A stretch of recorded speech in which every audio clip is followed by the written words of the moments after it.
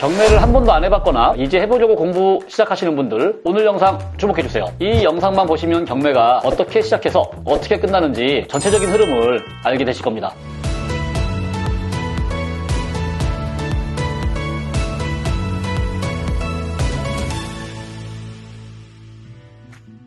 안녕하세요, 설마입니다. 여러분, 부동산 경매 어렵지 않나요? 지금 이 화면에 보이는 이 자료가 오늘 설명드릴 경매 절차를 정리한 것인데요. 단어들이 참 뭔 말인지 모르겠죠. 자, 제가 그래서 이제 오늘 경매 절차에 대해서 하나하나 쉽게 설명을 해드리도록 하겠습니다. 경매는 언제 왜 나오게 될까요? 아주 기본적으로는요, 빚을 안 갚으면 나옵니다. 여러 가지 상황 중에서 가장 대표적이고 흔한 것이 바로 그 은행 빚을 안 갚는 경우예요. 누군가가 은행에 대출을 받았어요. 그런데 이자를 막 연체를 해요. 여러 번 연체를 해. 그러면 은행에서 어떡할까요? 은행에서는 이 사람이 돈을 못 갚을 거라는 생각이 들어요. 왠지 이자를 연체하면 돈을 못 갚을 것 같잖아요. 그러면 불안해지겠죠? 그래서 야, 이거 안 되겠다. 너 돈 갚아라. 대출해준 돈을 찾아가려고 합니다. 그런데 은행에서 독촉을 해도요, 이 사람이 그 돈을 안 갚아. 벌써 연체를 시작했다는 얘기는 뭐 못 갚는다는 얘기가 되겠죠. 그러면 이제 은행이 법원에 신청을 합니다. 어떤 신청이냐? 이 사람이 집을 팔아서 내 빚을 갚게 해주세요 라고요. 즉, 팔아서 갚아라 이런 얘기잖아요. 이게 바로 부동산 경매의 시작인 겁니다. 자, 이렇게 은행이 법원에 경매 신청을 합니다. 그럼 법원에서는 관련 서류들을 검토를 해요. 이 사람이 진짜로 빚을 졌는지 어쩌는지. 그래서 이거 문제가 없구나. 진짜로 이자를 안 내고 있구나. 인정이 됩니다. 인정이 되면 경매를 시작하자. 땅땅땅 결정을 내립니다. 그리고는 이제 빚진 사람 있죠. 빚진 사람한테 이 상황에 대해서 안내문을 보내는 거예요. 빚 갚으세요. 빚을 안 갚으면 집이 경매 넘어갑니다. 자, 이런 경우에 이제 우리가 그 집에 등기를 떼보잖아요. 그럼 등기에 써 있는 거예요. 임의경매 개시 결정이라고요. 그게 바로 경매 시작입니다. 경매 신청이 됐습니다. 자, 그런데 이 집에 대해서 은행 말고 빚을 받을 사람들이 있을 수 있잖아요. 이때 그 사람들은요, 나도 돈 받을 거 있습니다 라고 말을 해야 돈을 받을 수 있어요. 이것을 우리는 배당 요구라고 부릅니다. 법원에서는요, 이 사람들에게 언제까지 배당 요구를 하라고 날짜를 지정해서 알려요. 자, 이 배당 요구는요, 돈을 돌려받은 사람들뿐만 아니라 경매에 참여하는 우리 입장에서도 굉장히 중요합니다. 특히 이 집에 임차인이 있다면 임차인이 배당 요구를 했는지 꼭 확인을 해야 되는데요. 그 이유에 대해서는요, 영상 오른쪽 상단에 링크 해드리겠습니다. 확인하세요.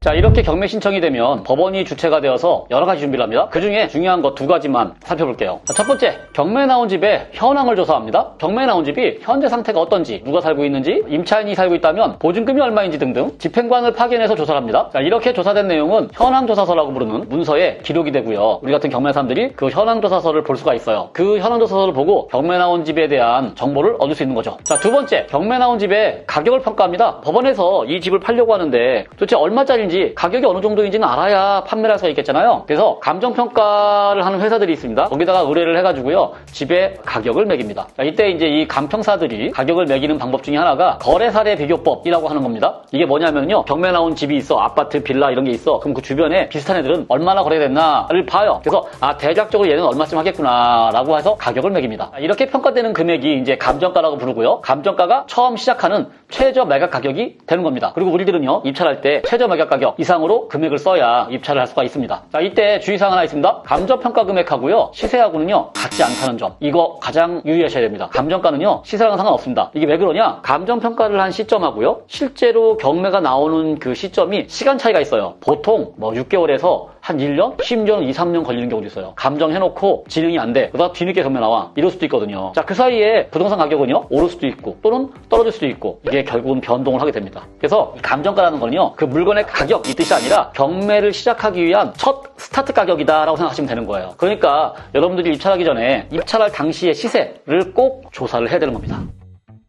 준비가 끝나면 법원에서는요, 언제 경매를 시작할지 그 날짜를 정합니다. 그리고는 알려줘요. 법원 사이트, 법원 게시판 이렇게 게시를 하게 됩니다. 우리가 보통 법원 사이트 안 들어가잖아요. 법원 공식 사이트 말고, 자, 우리 같은 경우는 어디서 볼까요? 바로 336 옵션이겠죠. 이런 336 사이트나 경매 대법원 사이트에서 경매 시작하는 날짜를 확인하실 수가 있습니다. 자, 이렇게 대중들에게 알리는 것 외에도요, 은행이나 또는 돈을 받을 수 있는 사람들, 채권자들이죠, 또는 이해관계인들에게도요, 우편물을 발송을 해요. 그래서 자, 경매가 시작됩니다 하고 법원 서류가 싹 날아갑니다. 그래서 경매 시작을 알리는 거죠. 자, 드디어 경매가 시작이 됩니다. 그러면 경매하는 우리들이 해야 할 것에 대해서는요, 별도의 영상으로 더 자세하게 알려드리겠습니다. 오늘의 절차는 이건 어디까지나 법원이 진행하는 절차인 겁니다. 자, 경매가 일단 시작이 됐어. 근데 감정가가 너무 비쌀 수가 있잖아요. 그럴 경우에는요, 아무도 참여를 하지 않을 겁니다. 왜? 법원이 매긴 가격, 즉 감정가보다 높게 써야 되는 거기 때문에, 또는 최저가보다 높게 써야 되는 거기 때문에 가격이 비싸면 아무도 안 들어와요. 그러면 그때 입찰자가 없어. 이렇게 된 거를 유찰이라고 불러요. 흐를 유자입니다. 경매가 안 됐다. 자, 그렇게 되면요, 법원이 보기에도요, 최저가가 높은 거잖아. 그럼 낮춥니다. 최저가를 낮춰가지고 다시 경매를 진행해요. 가격을 낮출 때도요, 그 감정가에서 일정 비율씩 낮춰요. 서울은 20%씩 낮춰요. 20%씩. 서울 외에 나머지 지역들은요, 30%씩 낮춥니다. 자, 예를 들어서 감정가가 1억이라고 치자고요. 아무도 안 들어왔어. 그럼 법원이 보기에 비싸구나. 가격을 낮춰야지. 얼마씩 낮춘다고요? 바로 서울 같으면 1억에서 8천으로, 서울 외의 지역은요, 1억에서 7천으로 낮춘다 이겁니다. 그러고서 다시 경매를 진행하는 거죠. 이게 이제 1회 유찰 이렇게 들어와요. 1차, 2차 갑니다. 자, 근데 2차인데도 안 들어와? 그럼 또 낮추는 겁니다. 가격을. 또 낮춰. 거기서 아까는 8천에서 또 20% 또는 7천에서 30% 이런 식으로 3차, 4차, 5차 이렇게 가격을 낮추면서 낙찰이 될 때까지 계속 진행이 됩니다.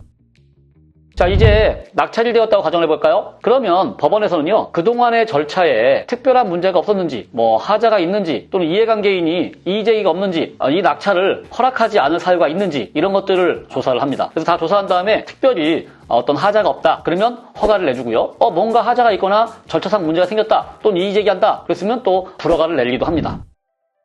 그럼 이제 매각 허가가 떨어지잖아요. 매각 허가 결정이 되면 법원은 이제 낙찰자한테 잔금을 납부하라, 그래서 언제까지 납부하세요 하는 납부 기한을 정합니다. 그리고 그 기한을 저기서 알려줘요. 그럼 낙찰자는 이 기간 안에 납부를 하면 돼요. 근데 만약 낙찰자가 그 잔금을 안 내, 그날 때까지, 이게 바로 잔금 미납이에요. 그럼 잔금 미납이 되면요, 여러분 보통 우리가 부동산도 마찬가지잖아요. 계약했다가 잔금을 안 내면 그 계약금 어떻게 됩니까? 매도자가 가져가잖아요. 똑같아요. 법원도요, 낙찰받았어. 근데 잔금을 안 내. 그러면 법원이 보증금을 몰수하고요. 이 사람이 낙찰을 안 받았으니까 게임이 끝난 게 아니야. 즉 경매가 끝난 게 아니야. 그래서 다시 한번 경매를 진행합니다. 이거를 재매각이라고 불러요. 자, 낙찰자가 대금을 모두 납부했다. 그리고 필요한 서류가 제출을 한다. 자, 그러면 이제 뭘 하느냐? 그 다음 단계가 잔금을 냈으니까 소유권을 넘겨야 될 거 아닙니까? 즉 법원이 소유권을 넘겨줘요. 누구한테? 낙찰자한테. 등기부등본에다가 소유권 이전 등기를 합니다. 낙찰자 이름을 올려줘요. 이렇게 해서 드디어 낙찰자는 부동산에 대한 소유권을 갖게 되는 거죠. 자, 그런데 이게 끝이 아닙니다. 보통 우리가 부동산을 거래할 때는요, 일반적인 부동산 거래라면 잔금 납부하고 소유권 넘기면 끝이죠. 내 집이죠. 그냥 집에 들어갈 수 있잖아요. 그런데 경매는 한 가지 절차가 더 남아 있습니다. 내가 낙찰받은 집에 누군가가 살고 있을 수 있어요. 소유자나 또는 임차인이나. 잔금만 냈다고 끝난 게 아니야. 아직 그 사람들이 남아 있어요. 그 사람들을 내보내는 과정이 남아 있습니다. 이걸 바로 명도라고 부르죠. 그 집에 살고 있는 사람하고요, 이제 명도 협상을 해요. 나가라, 언제 나갈래, 이런 식으로. 근데 협상이 원활히 되면 모르겠는데 잘 되지 않을 경우, 그러면 법원에 강제집행을 신청하게 됩니다. 강제집행 무섭고 어려워 보이잖아요. 그래서 이런 과정을 걱정하시는 분들이 계시는데요, 사실은 별로 걱정할 건 없습니다. 이것도 다 방법이 있거든요. 물론 이건 다 공부를 해야겠죠. 모르고 그냥 하면 안 됩니다. 자, 이제 마지막으로요, 낙찰자가 대금을 모두 납부하면 법원에 이제 돈이 다 들어왔잖아요. 그럼 이제 법원은 뭘 하느냐? 낙찰 대금이 들어왔으니까 이걸로 배당을 해줘야 돼요. 배당기일을 정해서 이해관계인들 있죠? 채권자라든가 임차인들, 이 배당받은 사람들한테 배당 언제 할 거니까 그때까지 오세요 해가지고요, 그 배당을 요구한 사람들에게 돈을 나눠주게 됩니다. 이렇게 하면 경매 절차가 모두 끝나는 거예요.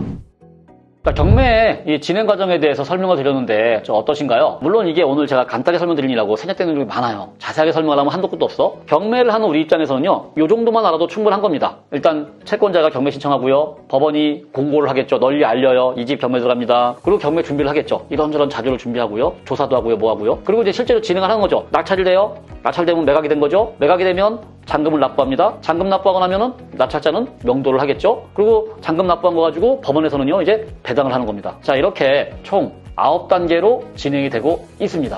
여러분들, 경매 어려워할 필요 없습니다. 자, 하나씩 천천히 배우면 누구나 할 수 있는 게 바로 부동산 경매입니다. 자, 오늘은요, 법원에서 진행하는 절차에 대한 설명을 드린 거고요. 다음에는요, 경매하는 우리 입장에서 그럼 어떻게 진행하는 건가? 경매인의 입장에서 경매에 참여하는 방식에 대해서 한번 제가 설명을 드려보겠습니다. 관심 있으신 분들은요, 구독하셔가지고요, 봐주시면 됩니다. 자, 그럼 다음 영상에서 찾아뵙겠습니다. 감사합니다.